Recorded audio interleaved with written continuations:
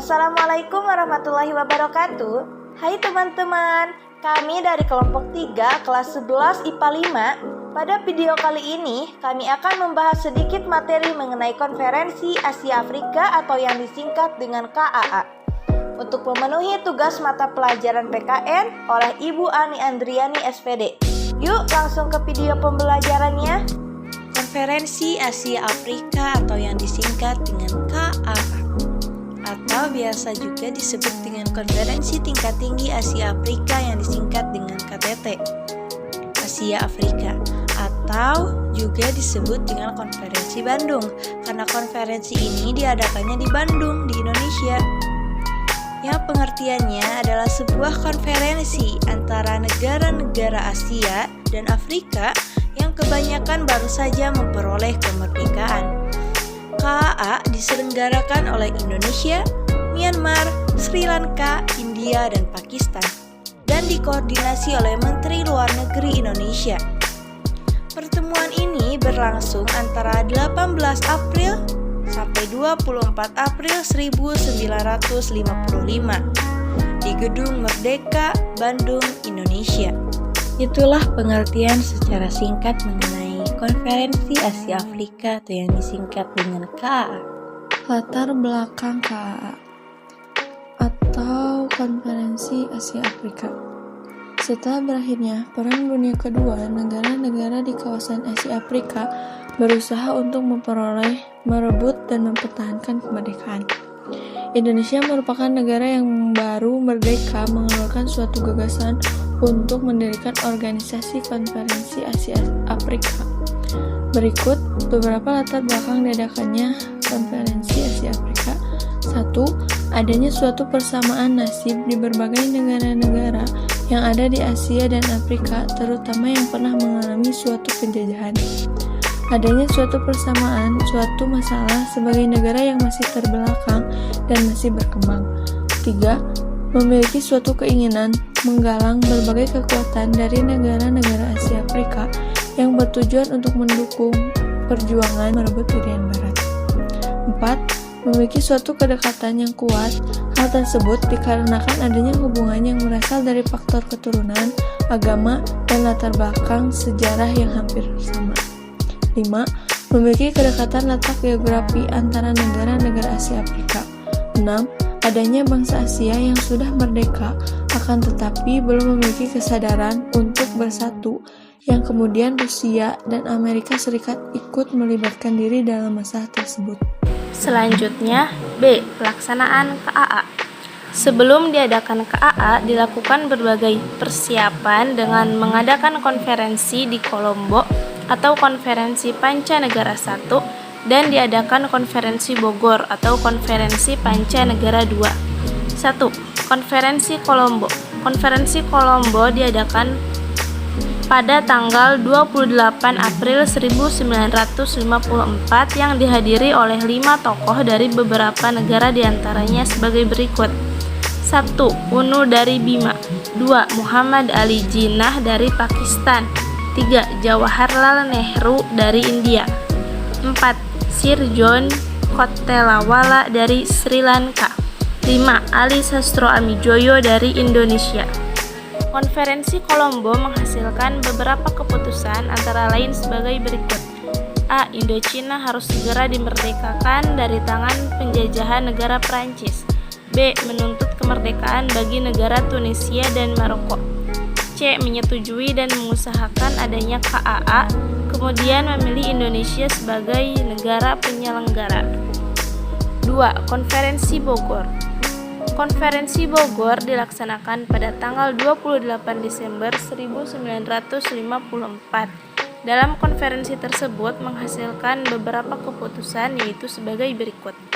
A. Melaksanakan Konferensi Asia Afrika di Bandung pada tanggal 18 sampai 24 April 1955. B. Menetapkan 5 negara sebagai peserta Konferensi Bogor dan sebagai negara sponsor atau pengundang. C. Menghasilkan ketetapan bahwa 30 negara Asia Afrika yang akan diundang. D. Menetapkan tujuan pokok pada Konferensi Asia Afrika. Seluruh peserta dari Konferensi Bogor mendukung perjuangan Indonesia dalam mengembalikan wilayah Irian Barat. Pada tanggal 18 sampai 24 April 1955, Konferensi Asia Afrika dilaksanakan di Bandung dan dibuka oleh Presiden Soekarno. Itulah pelaksanaan KAA. Tujuan KAA. Berikut adalah tujuan dari KAA atau Konferensi Asia Afrika. 1. Melakukan peninjauan pada kedudukan Asia Afrika dan rakyatnya, serta memberikan berbagai sumbangan yang bertujuan untuk meningkatkan kerjasama internasional dan perdamaian dunia. 2. Mempertimbangkan berbagai bentuk masalah tentang kepentingan dari bangsa-bangsa Asia Afrika seperti yang menyangkut pada kedaulatan nasional dan kolonialisme serta rasionalisme. 3. Melakukan berbagai bentuk peninjauan, berbagai bentuk masalah dalam hubungan sosial, ekonomi, dan kebudayaan dalam hubungannya dengan negara-negara peserta Konferensi Asia Afrika. 4. Mengembangkan sikap menjaga dan saling pengertian dan kerjasama yang dilakukan antar bangsa-bangsa di kawasan Asia Afrika, serta untuk menjaga dan melanjutkan kepentingan timbal balik ataupun kepentingan bersama. Itulah tujuan dari KAA. Berikut hasil Konferensi Asia Afrika. 1. Memajukan dalam berbagai bentuk kerjasama di bidang ekonomi, sosial, dan kebudayaan yang dilakukan oleh negara-negara di kawasan Asia Afrika. 2. Menyuruhkan kemerdekaan di negara Tunisia, Maroko, dan Aljazair dari jajahan negara Prancis. 3. Membentuk kembalinya Irian Barat atau Papua kepada Indonesia dan kawasan Aden ke negara Yaman. 4. Menentang segala bentuk kegiatan kolonialisme, imperialisme, atau diskriminasi, serta berpartisipasi aktif dalam menciptakan dan memelihara perdamaian dunia. Selain hasil tersebut, dalam KAA juga menghasilkan Dadasila Bandung atau juga disebut Bandung Declaration. Dadasila Bandung ini berisi 10 dasar atau prinsip, yaitu sebagai berikut. 1. Menghormati hak-hak dasar manusia dan tujuan-tujuan serta asas-asas dalam Piagam PBB.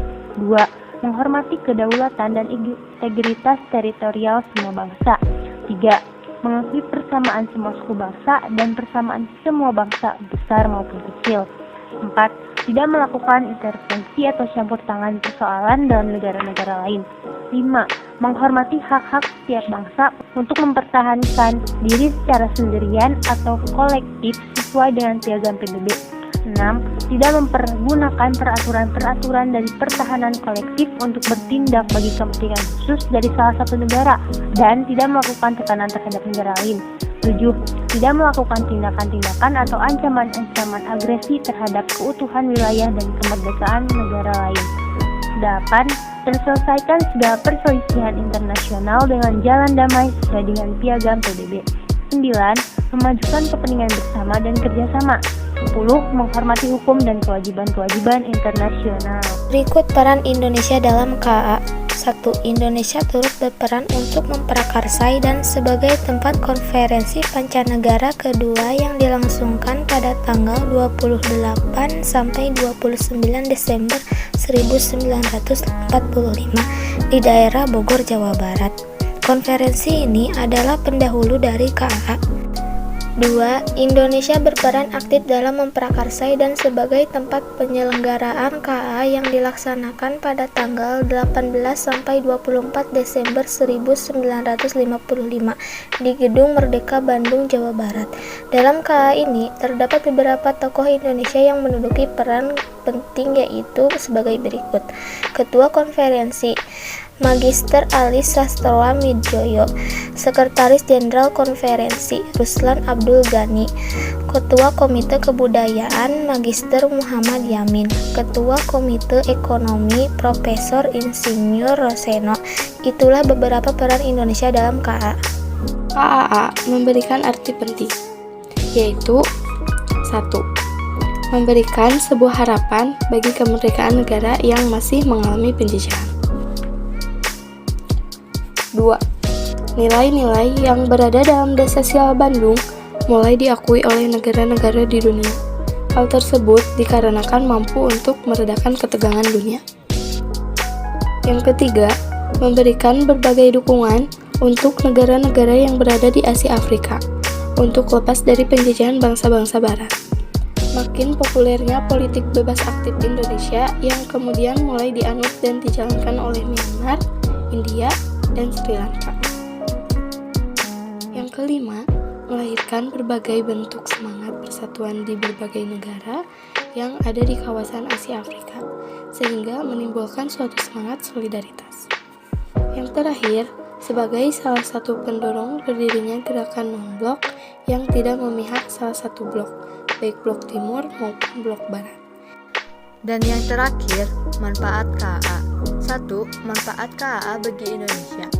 A. Munculnya suatu perjuangan yang bertujuan untuk mengembalikan Irian Barat ke pangkuan negara Indonesia mendapat dukungan dari berbagai negara-negara yang ada di kawasan Asia Afrika. B. Politik luar negeri dari negara Indonesia bebas aktif yang mulai diikuti dan dijalankan oleh negara-negara yang tidak masuk anggota blok barat dan blok timur. 2. Manfaat KAA bagi negara Asia Afrika. A. Perjuangan yang dilakukan oleh bangsa-bangsa yang berada di kawasan Asia Afrika yang bertujuan untuk memperoleh kemerdekaan makin meningkat. B. Kedudukan dari bangsa-bangsa di kawasan Asia Afrika mulai diperhitungkan dalam percaturan politik dunia. C. Meningkatnya berbagai bentuk kerjasama yang dilakukan antara negara Asia Afrika dalam bidang sosial dan budaya serta ekonomi. 3. Manfaat KAA bagi dunia. A. Berkurangnya ketegangan dunia. B. Politik rasialis atau yang disebut diskriminasi warna kulit mulai berkurang. C. Negara-negara penjajah mulai melepaskan semua daerah jajahannya. Itulah manfaat dari KAA. Sekian video pembelajaran dari kami. Mohon maaf bila terdapat banyak kesalahan. Wassalamualaikum warahmatullahi wabarakatuh.